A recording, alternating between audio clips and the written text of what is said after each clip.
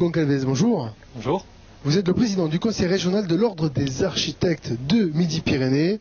Que représente l'ordre des architectes ici en région?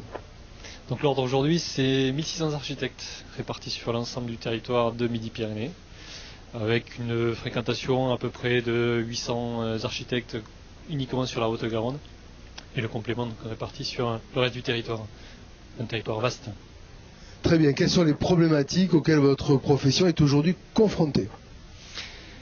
Elle est confrontée à peu près effectivement aux mêmes difficultés qui concernent aujourd'hui les ingénieurs qui sont aujourd'hui représentés, qui est principalement la problématique de commande, au vu du nombre de professionnels sur la place, baisse de commande radicale, qu'elle soit publique ou privée, qui met en péril de manière très dramatique la profession. Comment vous voyez la profession évoluer dans les mois, les années à venir? Est-ce qu'il y a des réflexions en interne pour essayer de résoudre ces problèmes de conjoncture?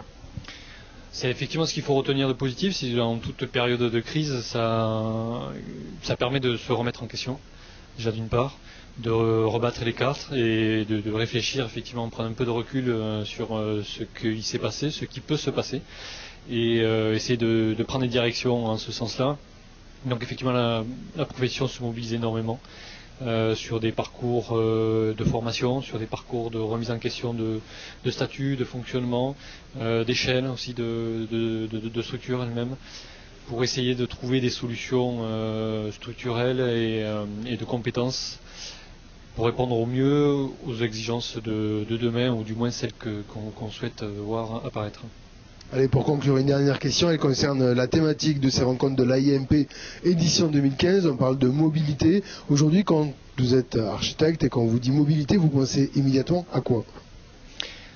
La mobilité, effectivement, est un enjeu hyper important pour nous parce qu'elle structure l'espace sur lequel on intervient.